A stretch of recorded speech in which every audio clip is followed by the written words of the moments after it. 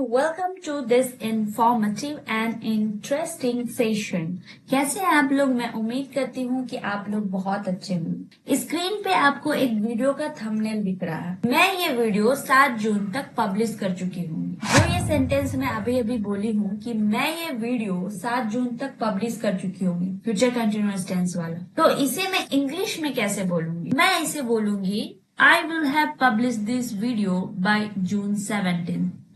But मैंने ये sentence कैसे फ्रेम किया, किस आधार पे फ्रेम किया?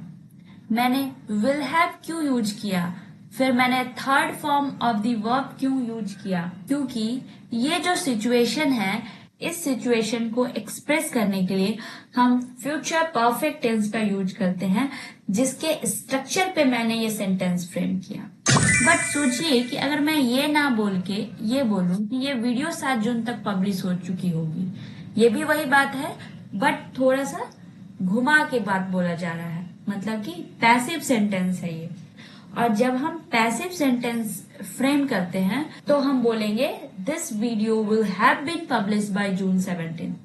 तो ये स्ट्रक्चर कहाँ से आया? ये चीज हम वॉइस के अलग से चैप्टर में पढ़ेंगे, उसके लिए हम अलग से सेशन आपके लिए लाएंगे। बट मैं यहाँ पे बस इसलिए बता रही हूँ कि आप अगर सेंटेंस पैसिव में बोले तो वहां पे आप इस टेंस का यूज ना करें, आपको कंफ्यूजन ना हो, इसलिए बस मैंने यहाँ पे एक लाइन ऐड कर दिया है। वैसे मैं इसका अलग से सेशन लाऊंगी, के बाद आपको कोई भी कंफ्यूजन नहीं होगा। ओके, तो अभी स्टार्ट करते हैं कि फ्यूचर परफेक्ट टेंस होता क्या है। उससे पहले कुछ सेंटेंसेस देखते हैं जिससे आपको ये समझ में आए कि ये टेंस पढ़ना जरूरी क्यों है। जैसे सपोज करिए कि कोई बच्चा खेल रहा है, उसके पेरेंट्स उसे बोलते हैं कि तुम्हारे टीचर आने वाले हैं 6 बजे तक, जाओ तुम अपना होमवर्क कर लो। तो वो बोलता है मैं 6 बजे तक अपना होमवर्क खत्म कर चुका हूँ, क्योंकि 6 बजे उसके टीचर आते हैं। तो वो बोलते हैं आप टेंशन मत लो, मैं 6 बजे तक अपना होमवर्क खत्म कर चुका हूँ। एक सिचुएशन था ये। दूसरा सिचुएशन है कि 2 कलीग हैं, वो बोलते हैं चलो ना भैया आप मेरे घर चलो, आज वहीं खा लेना, कोई टेंशन की बात नहीं है। तो बोलते हैं नहीं नहीं लेट हो जाएगा। तो बोलते हैं नहीं नहीं आप टेंशन मत लो, जब तक हम पहुंचेंगे ना तब तक मेरी वाइफ डिनर बना चुकी होगी।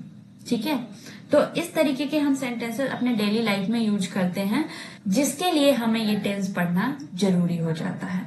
अब देखते हैं कि डेफिनेशन क्या है। डेफिनेशन ये है कि फ्यूचर परफेक्ट टेंस वैसे एक्शन को डिस्क्राइब करता है जो फ्यूचर में किसी स्पेसिफिक टाइम तक कंप्लीट हो चुका होगा। जैसे अगर हम बोल रहे हैं कि मैं 6 बजे तक अपना होमवर्क खत्म कर चुकी होंगी, तो फ्यूचर में एक स्पेसिफिक टाइम पे एक काम का कंप्लीशन मैं शो करना चाहती हूँ, इसलिए मैं कौन सा टेंस यूज करूंगी? Future perfect tense. तो मैं क्या बोलूंगी? I will have finished my homework by 6 PM।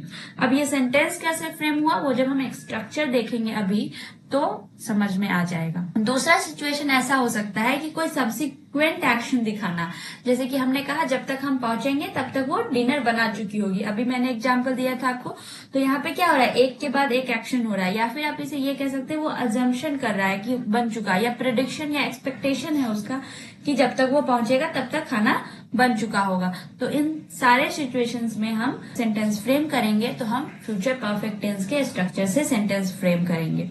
जब हमें कोई ड्यूरेशन दिखाना होगा तब भी हम फ्यूचर परफेक्ट टेंस का यूज करेंगे। किसी सर्टेन पॉइंट, फ्यूचर के किसी सर्टेन पॉइंट में अगर कोई एक्शन का हमें ड्यूरेशन दिखाना है तो उस सिचुएशन में भी हम फ्यूचर परफेक्ट टेंस का यूज करेंगे। जैसे अगर मैं बोलूं कि अगले महीने तक मैं यहाँ 5 साल से रह रही होंगी, तो मैं इसे कैसे फ्रेम करूंगी? By next month I will have been living here for 5 years। यहाँ पे एक ड्यूरेशन को दिखाया है मैंने कि मैं 5 साल से यहाँ पे रह रही होंगी अगले महीने तक।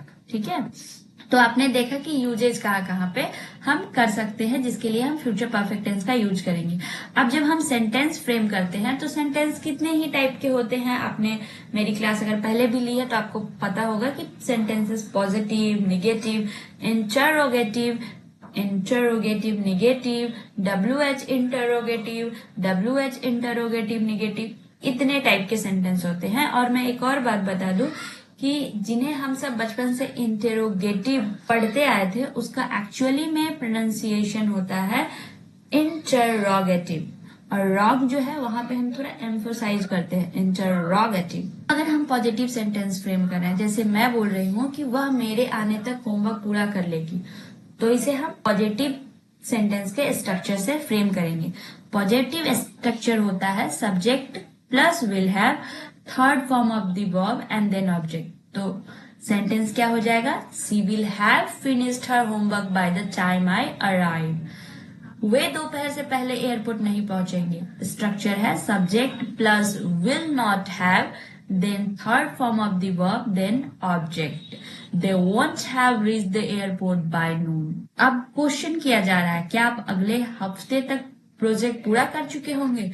तो इंटरोगेटिव सेंटेंस का स्ट्रक्चर है जिसमें हम हेल्पिंग वर्ब को पहले रखते हैं, will plus subject plus have, third form of the verb and then object. Will you have completed the project by next week? Interrogative negative, क्या वे अब तक सम्मेलन के लिए नहीं चले होंगे?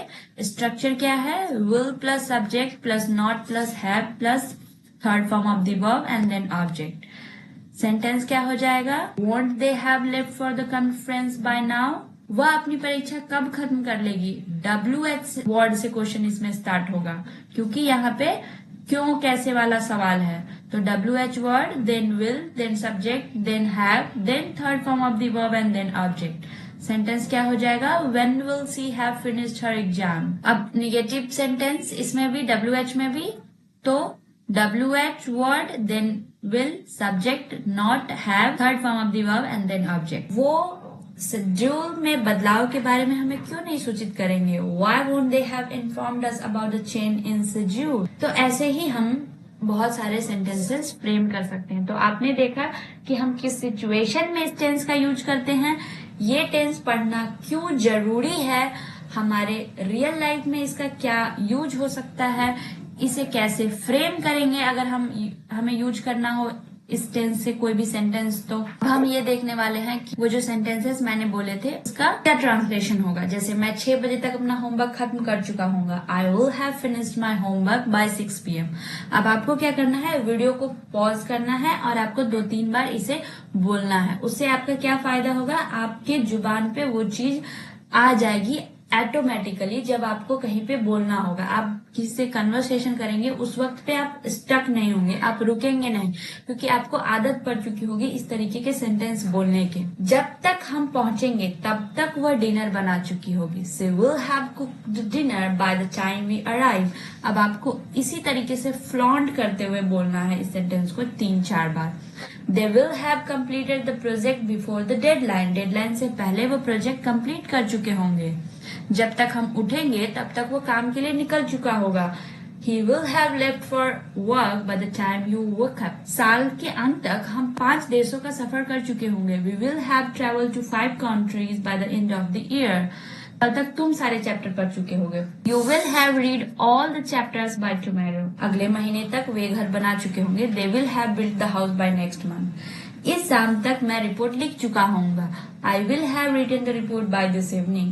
जब तक वो 18 की होगी तब तक वो गाड़ी चलाना सीख चुकी होगी। She will have learned to drive by the time she turns 18. सारे सेंटेंसेस को आपको 3-4 बार बोलना है, फ्लॉन्ट करते हुए, सिंपल तरीके से नहीं। और उसके बाद आपको 2 सेंटेंसेस अपनी तरफ से फ्रेम करके मुझे कमेंट में लिखना है, ताकि मुझे समझ आए कि आपको समझ आ रहा है। और अगर आपको समझ आ रहा है तो सेशन को लाइक करके मुझे मोटिवेट करिएगा, ताकि मैं ऐसे ही सेशन आपके लिए हर चैप्टर को इंटरेस्टिंग बना के और रियल लाइफ से रिलेट करके आपके लिए लाती रहूं। चैनल को दूसरे लोगों तक भी पहुंचाइएगा ताकि और भी लोग सीख सके। शेयर कीजिएगा। चैनल पे पहली बार आए हैं तो सब्सक्राइब करके बेल आइकन को जरूर प्रेस कीजिएगा, सो दैट कि जब भी मैं न्यू वीडियो पोस्ट करूं आपको उसका नोटिफिकेशन सबसे पहले मिल जाए। Thank you for watching and have a nice day.